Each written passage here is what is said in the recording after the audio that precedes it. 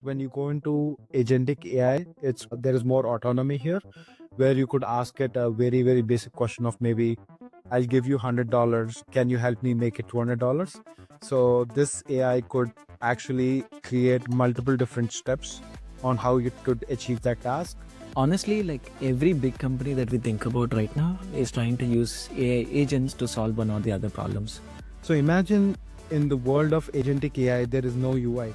What would happen to these companies? So I'm thinking either these companies will create their own agentic AIs so that they can help these AIs to accomplish tasks, or these companies will stay stagnant with their UI and they're not adapting to it, and newer companies will come in who will create these agentic AI things. These companies will capture more market share. What are all the things that you consider, or what are all the things that you need to keep in mind for building this product? Let's go like a little bit more into technology as well here. Let's go through that overall flow or the system design of it. So essentially in the future, right, there could be thousands of agents working together, and you are not actually giving permission for any of these to work together. So they are actually working together to get your task accomplished. So imagine how this would actually revolutionize every company out there. Hi everyone, welcome back to our podcast, Everything Product. In this podcast, we talk about different product management concepts, latest technologies, and we also host wide variety of industry leaders shaping up the technology industry. Today, Sidhu and I want to spend time on agentic AIs. So I know like I've seen a bunch of videos and podcasts recently where all the technology CEOs in the industry have been talking about how they are using agentic AI to solve the customer problems. And we have also spoken to a few entrepreneurs recently where they are solely using agentic AI to solve problems in the financials and the human resources industry. So, if you're someone who is trying to learn about agentic AI, especially you're a product manager who wants to implement products using agentic AI, this is the video for you. Let's get started. So, Sidhu, let me start with a very simple question, right? What is agentic AI? Sure, Funny. So, and before we get into the definition of what agentic AI is, right? So, a lot of people are actually confused between what are AI agents and what is agentic AI. So, there's a looks like there's a very subtle difference between both of them, and a lot of people use them interchangeably. So, let's maybe talk about AI agents to start with, and then we can go into agentic AIs. So, maybe if I were to explain what AI agents are, right? So, imagine there is an UI which you are interacting with, asking it a question. So the basic of the basic is it could be an LLM under it, where it's answering questions which you are asking it, right? But to make it more helpful and real time, you need an agent AI that is actually going onto the web, giving you real time answers. So this example could be something which we see with Perplexity, right? Perplexity still has a LLM under it, but it also has multiple agents which are going in and getting the information and showing it to you, combined with whatever the LLM already has in it. So, as simple as it is, right? So, it is one AI asking another AI agent to do a job, give it the information so that it can kind of show the answer which the person are asking it. So that is a basic definition of what AI agent is. But when you go into agentic AI, it's there is more autonomy here, where you could ask it a very basic question of maybe, I'll give you $100. Can you help me make it $200? So this AI could actually create multiple different steps on how it could achieve that task, and it could actually delegate some of the tasks to agents which are specific in that task, in that specific area, right? Maybe it could ask one agent to create a website. It could ask another agent to maybe add a payment gateway to the website. It could maybe ask another agent to create a bounty for bringing a human in loop, which could help with some tasks which AIs are not able to do. Essentially, the concept is so powerful that it's enabling the existing AI with the capability of integrating with a lot of different other systems, which are specific and extensively trained in that domain. So that's making the whole AI, which you're interacting with, much more powerful. Yeah, that's awesome, Sidhu. I want to take a simplistic example here also, right? Just for everyone to like capture the concept. So I know this example was talked about sometime, like probably by Google or someone. Let's say you're trying to do a trip plan to Europe. Let's say, by example, an AI model can give you all the entire itinerary to say, hey, you probably want to go to Italy, spend few days there. These are the different locations. These are the different restaurants that you want to use, etc. So an AI model, existing AI model, can give you a very detailed itinerary for it. But let's say a new customer comes and says that I have a budget of $3,000 and now create a itinerary for my Europe plan. In order for us to achieve this thing, it cannot solve it by a regular LLM because it needs a lot of real time information that it needs to go and capture from probably different websites and then finally create a plan to say, hey, spend few days here and these are the exact hotels that are charging this much amount of money. So by spending in these hotels and in these restaurants, you achieve that overall goal of having your Europe trip and spent within like certain, let's say, $3,000.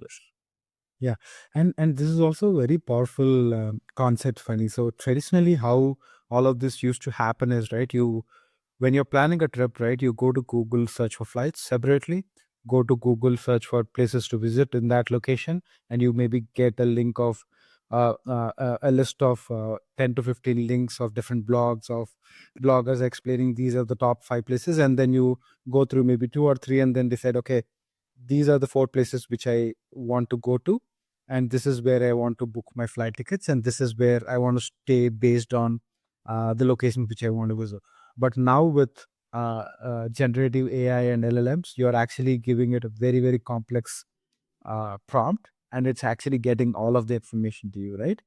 And as you said, right, so this AI might not be able to do all of the stuff which has to be done to execute that prompt. So it's actually maybe going to a website which is Kayak, and maybe talking to its APIs, getting the latest flight information, and looking for the prompt information which you gave, asking it to say just find flights below a certain price, and it's actually doing another search there and giving you a list there. And I think this actually becomes more powerful if this AI is talking to a AI agent rather than via API, right? So it's saying that, okay, I'll actually just take this prompt for flight tickets and give it to that AI, and it'll execute me exactly what the requirement is and give me a list of flights so that I can show it to the customer, right? This will also revolutionize a lot of things. We can get into that, but yeah, finish your thought. No, going deeper into your example there, right? You gave an example of kayak, but let's say kayak has certain prices, um, and let's say you are someone who has Chase account. Let's say Chase could have different types of points that you could probably use. So now breaking down your example, there is one specific agent and its goal is to look at all the hotels data and give you the best outcome. There is another agent which could probably go and look at the flights and give you the best outcome. There is another agent probably which is going and looking at all the activities that you want to do and give the best outcome. So there are a holistic agent which is dedicating activities to three other agents which are taking those individual goals, researching and coming back to you, and then uh, finally the overall plan is accumulated by multiple agents which have their own goals which achieve the final outcome. So essentially, in the future, right, there could be thousands of agents working together, and you are not actually giving permission for any of these to work together. So they are actually working together to get your task accomplished. So imagine how this would actually revolutionize every company out there, right? Let's just take Kayak or companies which help you book flight tickets, Booking.com, Kayak, and there's so many out there, right? What are these guys are actually doing, right? What is their USP? Their USP is the UI, right? So imagine in the world of agentic AI, there is no UI. What would happen to these companies? So I'm thinking either these companies will create their own agentic AIs so that they can help these AIs to accomplish tasks, or these companies will stay stagnant with their UI and they're not adapting to it, and newer companies will come in who will create these agentic AIs, and these companies will capture more market share compared to cut. So I think there is a very big revolution that's going to come with these agentic AIs, where I think all of the UIs that exist now would somehow change into agentic AIs. Makes sense. Let's go a little bit more deeper here, Sidhu. So let's say problem is, let's say I'm trying to start a new tech company which is trying to solve the restaurant industry. And one let's start with one problem. The one problem that I'm trying to solve is restaurants might be spending a lot of money on their inventory, getting the ingredients, etc. And let's say I want to solve that problem of giving cheaper ingredients to the restaurants. Okay. Okay. How do I build this system? Let's go deeper into the tech So aspects. you're saying cheap. Are you? Do you want to solve for cheaper ingredients, or do you want to solve for right inventory and no wastage? Sure, let's take that. Yeah, because that's also an interesting thing, right? Makes Because sense. a lot of the times it is not that easy to understand the amount of uh, inventory you need, and especially it's very critical in restaurants because I think food gets stale fast, right? All of the vegetables and all of that. So I think that's a problem which we can solve for. Let's maybe think about it, right? That's an interesting problem. So let's maybe take restaurants in the area where you are at, right? So there are a lot of restaurants, and the weather typically in Bay Area is pretty good, right? Except for winters. And so let's maybe think about what are the different inputs that might help us forecast the inventory, right? What are the inputs? Um, Let's also consider a few more things, right? Restaurants is one side of the marketplace here, and there are different companies which provide these ingredients too. Like let's say Costco is one, like Restaurant Depot is one. It's providing all of that information, and there could be local vendors as well where you could go and get the ingredients. So as a restaurant owner, I want to find the, like you said, right ingredients and no wastage, and I should be able to get them at the right points of time. got it. Okay. And let's assume that this forecast, or at least the restaurants order this food once every week. Okay. That's his assumption, right? Okay. So currently, let's maybe look at the current system. The current system might be looking at previous, at least the number of foot traffic, right? Previous year's foot traffic and the locality and all of that, and giving the restaurant estimates about that. But in the future, maybe there could be multiple more layers of inputs that could be added. Things like weather forecast. You could also look at weather forecast, understanding how the inventory could change. You could look at Actually, any. one quick thing, Sidhu, that I love the way you're going there, right? Basically, what you're saying is, in order for me to historically understand how much I need to order, I basically, let's say, last month, I'm going to look at my data on how much ingredients I ordered and probably how much wastage I had. And I would probably try to do the same approach. And let's say we are adding another input here, which is weather. I'm going to probably look at the exact same time last year and see how much I ordered, how much was the wastage. But again, I only have the input from my own restaurant here. I don't have the data on other things. Okay, now let's think about the LLM world or the AI world. Now let's think about the inputs that you're talking about, right? One is probably my restaurant information, and then probably the LLM has information on all the other restaurants in the similar cuisine, so that it has some information there. Mhm. Yeah. Okay. So that is maybe existing data which the LLM is grounded on, and then you're adding the real time data on top of it, which is weather data, because weather is a big influencer. If it's raining, restaurants have less people show up, right? So that could be one. And or if it's too hot, maybe people might not show up. There might be more home or online orders, right, and things like that. So that's a layer which we are adding on top of it, right? And sometimes when there are big events that are going on, Super Bowl and all, there might be a lot of online orders, or maybe specifically any maybe flu season going on, there could be lesser or higher orders, right? And I think these are all live inputs you can add to the LLM on top of the forecast which we're trying to do. So essentially, all of these are not being added now, and there could be some amount of wastage, is what I'm assuming. But adding all of these could help you or the restaurants decide what is the right level of inventory they can carry so that there is less wastage.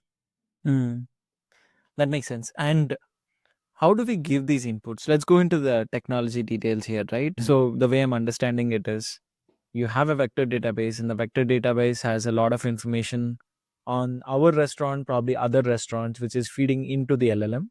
And that's how the LLM is trained on. And now we have all these additional inputs that we want to add to the agent. So how does that work? Yeah, so essentially think of this funny. For all of the data which already existing, you're actually using an LLM to turn it into a vector format and store it in a vector database, right? So whenever you are asking that question, what the LLM is actually doing is it goes, does a vector search, and retrieves that information and gives it to you. But the problem with that is it's not live information, right? It's basically information that has been ingested from previous conversations, right? And previous data and all. But when you want all of the live data, what you do is you basically, in the current world, think of it as an API which you call to get that data. But in the future, it could be an agent which you are saying that, can you do all the analysis and give me all the weather updates for this region in this place, and it actually gives you all the summary. You are taking that vector search information, then layering this real time information on top of it, giving it to LLM, and put it in a format that the user understands, and giving it to the user, right? So essentially, this is, the more and more agents you add to it, the more and more accurate the data is, and the more and more data points you have to make the decision better. Makes sense. So now, as a CEO who started this company of solving this problem, what I'm basically doing is I have a wealth of information that I'm giving it to an LLM, and then training it, putting it into a vector database that you can use for future. And now I'm also creating agents. Those agents are probably integrated with these additional apps such as weather forecasting or latest events, local events that's happening. And let's say a restaurant owner comes and asks our app, "Hey, tell me how many ingredients that I need to order this week." Then what it's going to do is taken this input of the question from the customer. Now my agentic AI basically calls all of these individual agents, gets all the information, gives it to the LLM model, which basically uses that information plus what everything it knows and gives an outcome. That's right. And let's talk about the outcome a little bit here as well. Yeah. No, if I'm saying, like, when you compare this with a traditional way of looking at things, what would a system do? So it would actually say, okay, last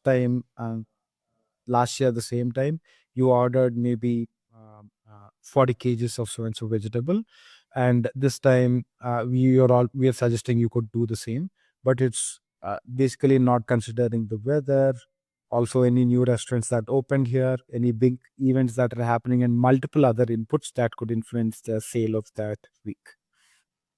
Makes sense. Yeah. No, awesome. So let's also talk about one more thing, Sidhu. Outcome is also very important, right? Yeah. Because the outcome could be different ways. It could be a simple response to say, order this many tomatoes, this many onions, etc. Or the outcome can also be um, actually placing an order and making sure the order gets delivered and stuff. So, how do you think about agents solving that problem as well for the restaurant? I think that's a very good point, Fanny. So, as you said, right? So, it's not just limited to getting information from other agents, but it would actually go in and order food for you, Yeah. right? So, it has all of your credit card information, and you maybe also set some limits, which you say that, okay, spend, up to $1,000 without my permission. But if it goes beyond that, you need to get some permission from me. So all of this would happen autonomously if you are already programmed it within the agent and it's doing the task for you. So you don't have to go in and manually enter all of this stuff and order stuff. Makes sense. Sidhu, give me some terminology here. So, as a restaurant owner, I put the goal. My goal is um, place the place optimized inventory orders every week. And you're also telling the constraints here, right? The constraints are okay. You have a maximum of $1,000 to order. It shouldn't go havoc by thinking that okay, I can order how much ever you want. Yeah, you probably not get that tomorrow morning with 100,000 bill and a bunch of grocery at your place, right? Yeah. How do you like? I'm just using the generic word of constraints, but how are these things like called out in the agentic AI world or the agents world? Yeah, each of these agents who are experts in doing the certain task could have some set of boundaries, right, which they can work in within, right? Otherwise, these agents can go rogue and keep doing a lot of these things on a cyclic basis. And we have also seen this with agent GPT and all of these that came up very early, right? So all of these had this safety button which you could say execute this task for a certain dollar amount or a certain time and then stop doing it. Otherwise there is a risk of these agents keep doing that for unlimited time and you actually are getting charged for the infrastructure and all of these API calls. I think that's a very important guardrail which I think would be embedded into most of these agents in the future. This is awesome, Sidhu. So let's also think about the overall process. Let's say I'm a product manager now, building this product. Okay, what are the different steps that you typically follow to understand the agents? And if you can relate that to the restaurant example, that will be perfect. Yeah, so funny, these agentic AI systems, right, typically are actually problem solving, right? So there are multiple steps to get to that final answer, and there are different ways of solving these problems. And when you look at LLMs that came out 2 years back, it was very fast in responding to whatever question was asked. But nowadays, the GPT-O, Claude Sonnet of the worlds are taking time, right? There is indication in your screen which is saying thinking or reasoning and all of that. So these agents are actually thinking about doing certain things because uh, uh, when we look at the human brain, there are think fast and slow, right? So there are things which you don't think about and do, which are driving and things like that. There are also things which you can reason and think and come up with a really really good answer. So that's what these systems are trying to do. And when we go into agentic AI, what the systems actually do is they follow this four-step process, which is observation, right? So they basically gather relevant information from the environment which they have. The next one is orientation, right? They're analyzing the collected data to understand the situation, right? What is the current situation? Then the decision, right? So determining the best course of action based on the analysis which has happened. Then they execute the action based on all of this what happened. So essentially, uh, whenever the chatbot might necessarily not want to immediately give you the answer, but does all of the reasoning, goes to these agents, gets the task done, and then executes for you. Got it. So let me go back to that restaurant example, right? Maybe let me try to correlate the overall steps to the problem that we were talking about. In this scenario, the agentic AI will basically ask these agents to tell that, hey, this is the overall goal that you guys need to solve for. And then individual agents, basically, they go to um, probably Home Depots or restaurant depots of the world and probably observe how the products are. Mhm. And then they also observe what are the needs of this restaurant, which is, let's say, typically on a Sunday, you get 500 people. And then for breakfast, this much, lunch, this much, dinner, this much. So these are all the parameters that is initially gathering. And then once it gathers all of this, then it probably analyzes all of this collected data and then like orients it towards this specific restaurant or my own restaurant. And then based on all of these activities, it takes a decision to say, okay, on this specific Sunday, Funny's restaurant needs this many tomatoes, this many apples, this many oranges, etc. And then it executes that by making calls to Home Depot by placing an order for this many items, by placing an order to Restaurant Depot by placing this many items. So this is the actions that it finally takes to solve the overall goal of ordering this many ingredients for the funniest restaurant on the Yeah, scene. funny. So let's maybe add another a little more spice onto that side, whatever you're saying. So we can also ask it to maybe get the best rates for whatever it's ordering. So it's actually maybe going to multiple different vendors, trying to see what their rates are and giving us the best, price for us to get that inventory. That makes sense. Okay, so awesome, Fanny. So, we took a very interesting example and explored, how agentic AI could completely revolutionize the use case.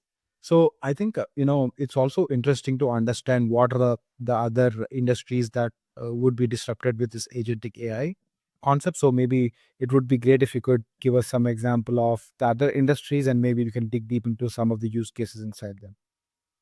Yeah, definitely, Sidhu. So honestly, like every big company that we think about right now is trying to use AI agents to solve one or the other problems.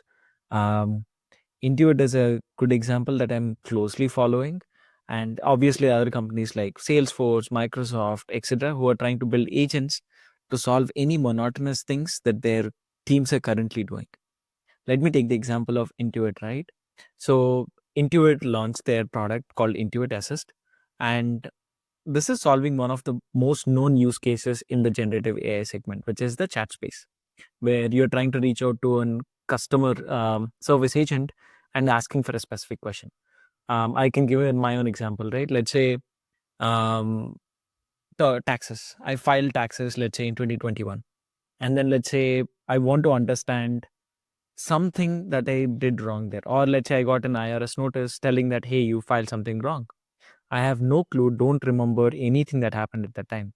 Now I can go to Intuit Assist and ask, hey, give me some details about my 2021 filing and what are the different things that I filed at that point of time. Previously, I might have to download a document, manually go through that, and then check what are all the things that I added at that time. Now, Intuit Assistant can take that action. So it's an agent. It basically takes that action, goes, downloads the document, understands everything that I did at that point of time, and then responds by telling that, hey, these are all the companies that you got the documents for, and this is the total amount that you filed at that time, which solves a crazy amount of time and effort for both support agents and also to the end customer. And the exact same problem can be solved in Credit Karma and QuickBooks, which are the other products within Intuit.